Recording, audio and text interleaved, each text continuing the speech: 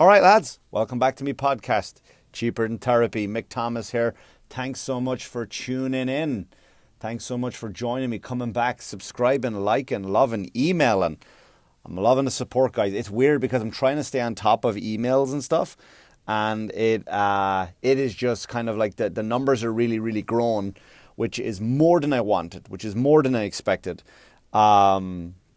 So thanks so much. It's very hard to keep up with the emails or the messages on Mick Thomas comedy on Instagram, but I am doing it. I am getting through it. So I appreciate it. I'm coming to you live. Well, not live. Live means you'd be listening to it as I'm recording it, but I'm coming to you from a different location. Where was I last week? Right? Where was I last week? Maguire's parking lot. Now where am I? In the podcast booth at the Comic Strip Live in New York City, one of my favorite, it is my favorite New York City club. So I'm in here, I got 2 shows to do tonight, and I thought, you know what, let me just jump on in there and use their phenomenal equipment, and the staff are always great here, the shows are great. We got 2 sold out shows tonight, so it's nice. Now I'm looking over, it gets very funny, like I'm in this kind of like a fish tank looking out over the club as people are... as they are flooding in. I'm looking over at the stage. So if you hear any laughter or anything through, it is a soundproof room, but for some reason, if you pick up any laughter or a thunderous applause, it means there's a killer show going on tonight. Yeah, that's what I do. I move around. I don't stay in the one location, right? I won't stick around. I'm always in a hotel somewhere, in my car recording podcasts, right? What is it like? So if you trace a call, you want to get out? I feel like every time I finish a podcast, the FBI comes bursting through the door like, we just missed them. Shit. But anyway, it's beginning to look a lot like Christmas everywhere you go. We're in the heart of it now, right? We're in the heart of the holidays. The heart of Christmas. I love Christmas. This is my absolute favorite time of the year. My absolute favorite time of the year. I love it. I love the energy. Even grumpy people like me can find, although you know what, man, let me just tell you, right? Again, I go to ShopRite by my house. I know I complained about that last week about the bags. Happened again this week, right? I went up to the girl and girl stand there and she goes, "Do you want some bags?" I goes, "Yeah." She goes, "How much?" She goes, "How many bags do you want?" I go, "What do you think? What would you think there?"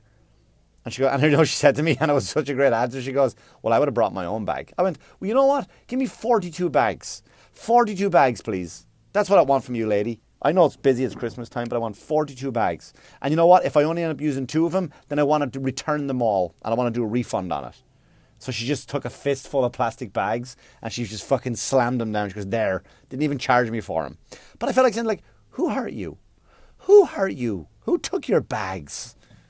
So I want to know. So if anyone's listening there from ShopRite, anyone who works for the corporation of ShopRite, I get the charge of the bags. I'm all for that. I'm all for the environmental reasons. But don't be a fucking asshole about it. Anyway, I dwelled on that last week. I don't want to do 2 weeks in a row. I don't want that to be the hill that I die on, is plastic fucking bags.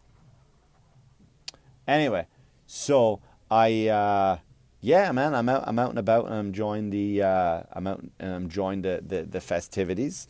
I'm listening to a lot of Christmas music going on, right? I'm watching a lot of movies. Here's what I noticed about the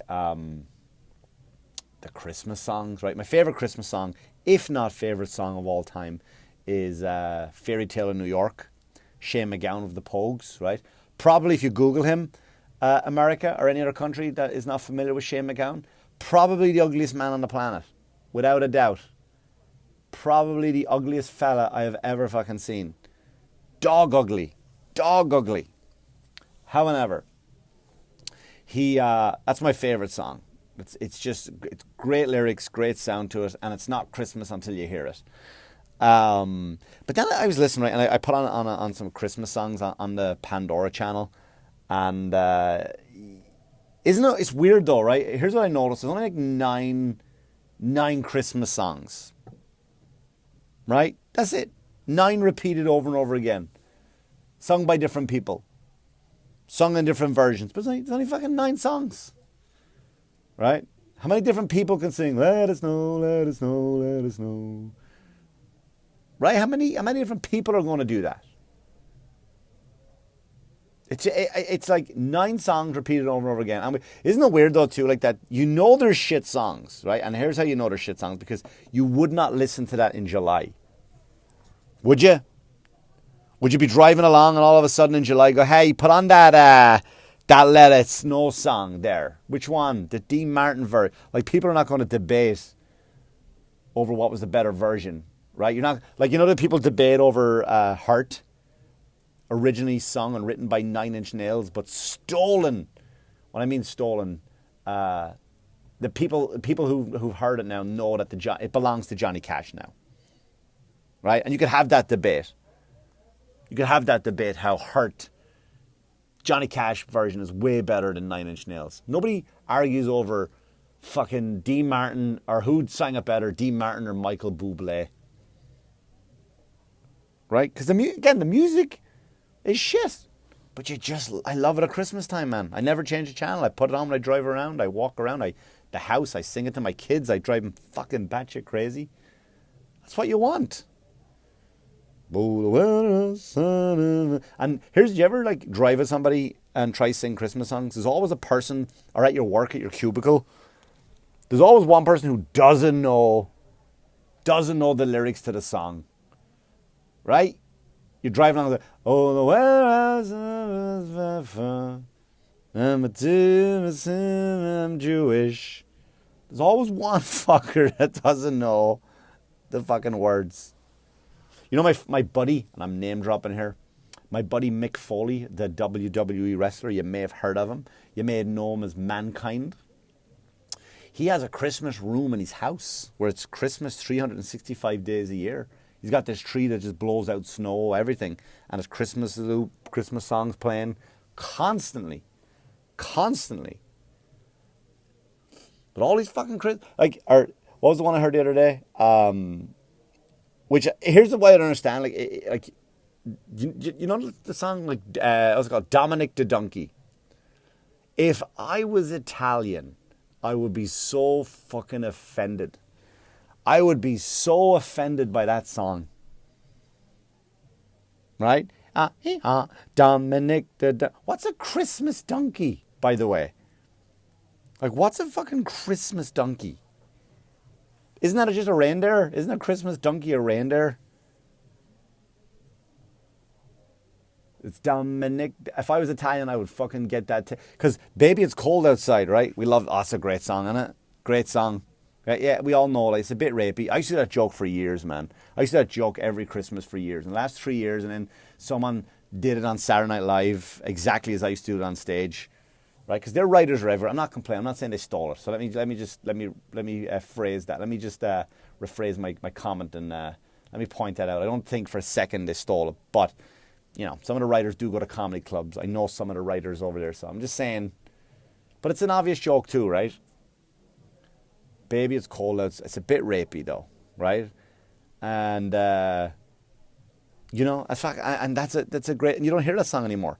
Right? They banned that song. I'm surprised Dominic the Christmas Donkey hasn't been banned. How fucking offensive is that? That should be to Italians what Irish Spring is to Irish people. Irish Spring is probably the most racist product on the fuck. And we can't sing. Can't sing. Because you know why? Because you're Irish. That means we're the last people you can make fun of at your job, not get fucking fired. You can't get fired. Right? You just can't. Don't believe me? Go to work on Monday. Walk up to any person Hispanic. Go up to him. Go, hey man, what you have for lunch? Taco Bell? You will be carrying a box full of your shit out to your car. That's exactly what's going to fucking happen to you. Right? Walk up to any Chinese person. Go ting tong ting ting ting ting ting ting ting. Fucking, oh my God. If you were Asian, you oh my God, you'd be fucked. Fucked. But yeah, you walk up to any Irish person, go, ta-tee, ta-ta, ta-to, ta-tee, I bet you're drunk right now. It's fucking hilarious. It's hilarious. You can't call up HR and complain about that one. You're going to call up HR like, wait, he said what? And come here, did he say it after my Lucky Charms? Of course he did, the funny fucker. Of course he did. But anyway, so Irish Spring, I go in years and years ago for an Irish Spring commercial, and basically what happened, there was a booth.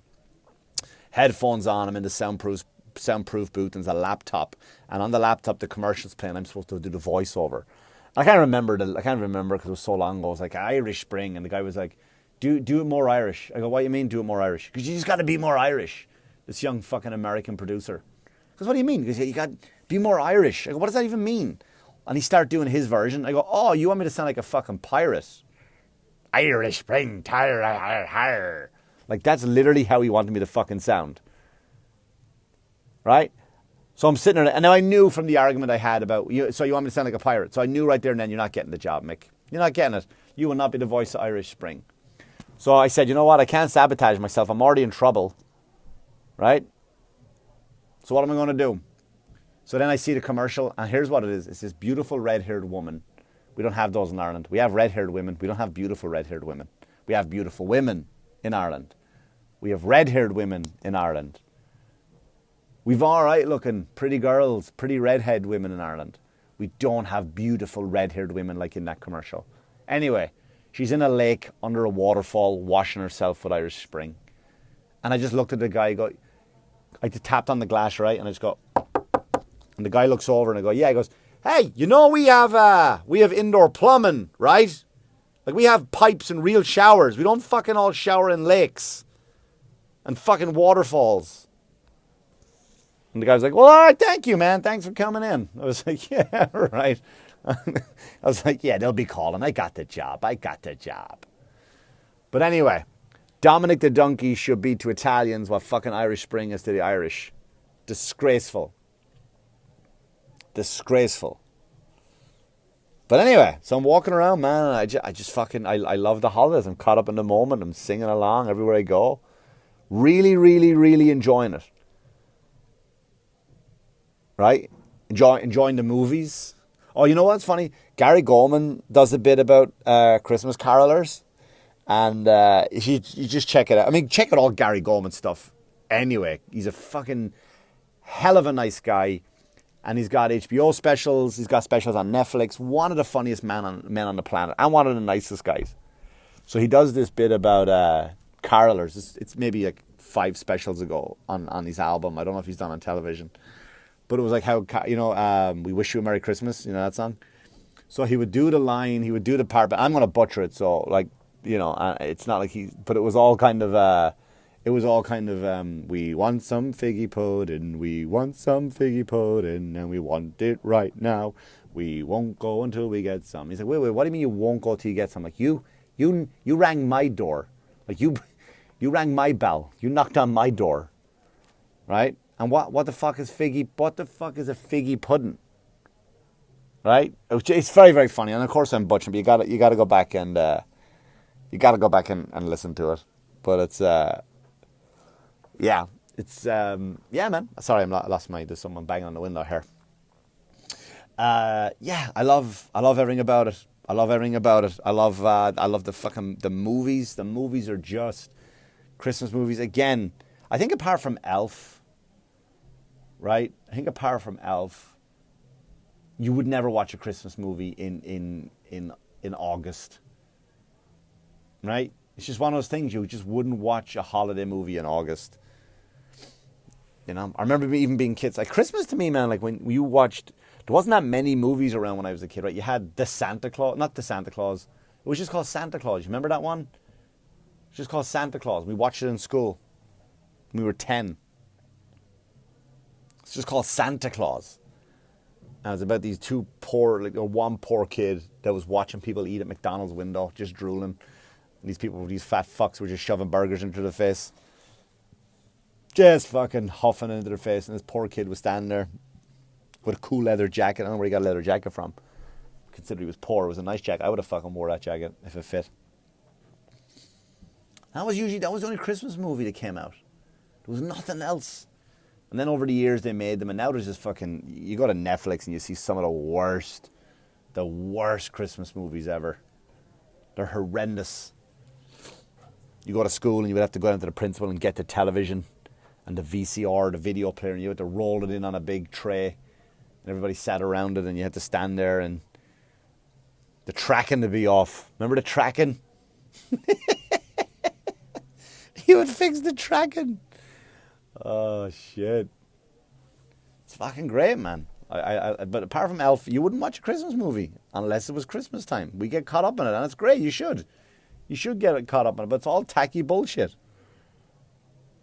You would lose your shit if someone said in August, "Hey, we're going to watch a movie." Like, all right, what are you going to see? This one where fucking Santa comes back from the dead. Santa dies of fucking dies of diabetes, and he comes back. Right? You wouldn't go see that. You wouldn't go see it, but December comes like, go watch any shit. That's why Frozen came out. Was strategically planned to come out in the cold, like, because it's cold. Like, you wouldn't watch Frozen in August. Right? You'd be like, yeah, I don't believe it. You want to watch Frozen, you want to go in there with a coat on. Scarf. But yeah, man. Love the fucking Christmas movies. Love them all. Put the decorations up. My house looks nice. Not too much. My neighbour, too much. Too much. House looks like fucking Vegas. The type of house that everybody comes to see.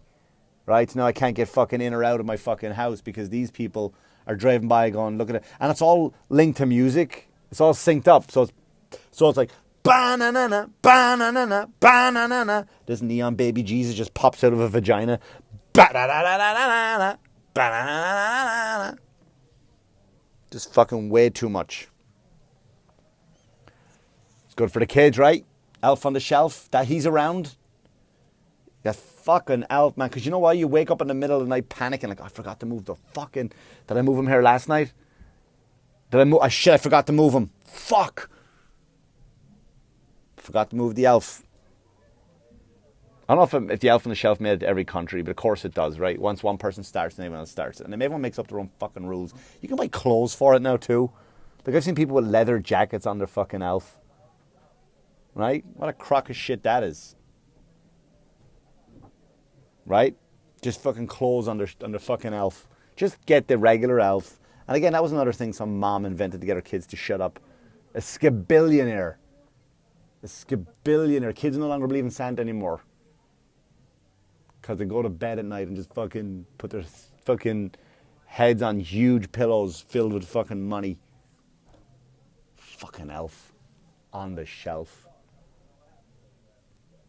Telling you, man. But then the kids, like, this year, my kids are not. You know what? I didn't talk about it as much, and maybe I'll talk on another podcast. I just bought a house. I bought a house recently. So my kids are like, yeah, what are we getting for Christmas? You know what? How about a fucking house? How about the fucking house I just bought you? How about I go spend $50 on a giant bow and just fucking smack that on the front door because fucking daddy's broke. Yeah, Santa will bring it to you. That's a weird thing too, right, with Santa. Because I grew up, like, and it wasn't fucking, like, we were, I won't say like poverty poor, but we weren't doing well off, right? But my best friend growing up, Ian Clare, like, his family did a little bit better than ours, right? So, and I used to wonder every single Christmas, like, why they got better toys. Why him and his brother got better toys than me and my brothers. And Ian was an asshole. Like, I was nice. I wasn't. But my older brother Wayne was really nice. He was like really fucking, you know, a nice guy. No. Fucking nothing. How? So I used to always question that. Like, but he's an asshole. Why did Santa give him an Atari 2600? And I got a shitty wind-up Evel Knievel toy. Christmas, man, for us growing up was always fucking fun too, right? Because it was where I discovered at a young age I didn't like coffee. Yeah, I've never had a cup of coffee in my life because when I was young at Christmas time, when you live in Ireland or England, right, or Europe, they have Roses chocolates, Cadbury's. They give you this big thing full of chocolates, and when you open it, it comes with a map, like a big map of what everything is. So me and my brothers would just like throw away the map and go like, ha, let's just fucking see where this goes. And so you would take a bite into it. And I remember taking a bite into one and nearly throwing up. And I had to be very, very young. And my dad went like, that's coffee. And there you go. That's my Freud moment that it goes back to my childhood that I don't like coffee. That was it. That was the big moment there. And my brother's name is Bud. He's not his real name, but when he was 2 years old, at a Christmas party at my house, he drank someone's Budweiser. And so since he was 2 years old, people have called him the Budweiser, and then that evolved to Bud. So Christmas has moments in my house. It's special. It's special to me for such occasions. Right? I love it. And then my son now, my favorite book, the first book I think I ever really read from start to finish was A Christmas Carol. Love it. Love it. My son's in it. My son's in the Theatre 3 production, where I will be headlining New Year's Eve, by the way. Come on down. Some tickets on sale still for 2 shows. Almost sold out. Get your tickets fast. But anyway, so I'm watching Christmas Carol, and it's my favorite movie. You know, I realized I think A Christmas Carol is just one long therapy session for Scrooge. And I think that was written before therapy was even a thing. I got to Google that. When was therapy invented? Because that's all it was when you think about it. Scrooge is an asshole, right? A complete asshole. And then he goes back to his childhood and he analyzes his whole life, and they find out what were the moments in his life that made him an asshole. It's fucking genius. Dickens was a genius. That's all Christmas Carol is. Fucking therapy session. The new one's coming out though on December 19th over here in America. I'm sure it's made by the BBC, but they're putting it on FX over here. So that means if it's on the BBC, the rest of the world has seen it too. And it's like a dark, dark movie. Really dark. Like Scrooge fucking sleeps with Cratchit's wife. It's really, really dark, man. Like bad language in it and everything. It's kind of cool. Tom Hardy is in it, my favourite actor. I had to explain it to my son today. Like, yeah, Tom Hardy's in it. He goes, who's that, Bane? I go, yeah, Bane. So now he thinks fucking Bane is in the movie. You think darkness is your ally. You merely adopted the dark. I was born in it, molded by it, Ebenezer Scrooge. That was a bad Bane impression, sorry. Yeah, fucking can't wait to see it. So my son, who's in the version, he plays Tiny Tim. Tiny Tim, and you know, it's phenomenal. It's just my favorite show, and you know what's funny? Spoiler alert if you haven't seen Christmas Carol, but you fucking should know it by now. Is Tiny Tim dies, right? So I saw it last night again. I get to watch my son die, fucking every night on stage. I'll be honest with you, felt nothing. Just sitting there watching him. All I could think about, like, what do I want to do in his room, right? I'd play more guitar if I had a room to sit down and play it, right? So that's, yeah, he's Tiny Tim. And he dies, and I get to watch him. Die. It's hysterical. But, anyway, so I'll leave you on that depressing note of me laughing at my son dying.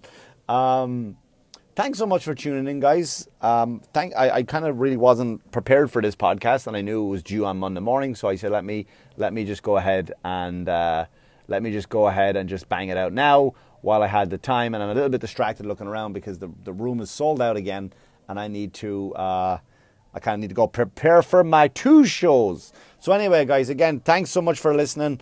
Again, tickets on sale for Theatre 3.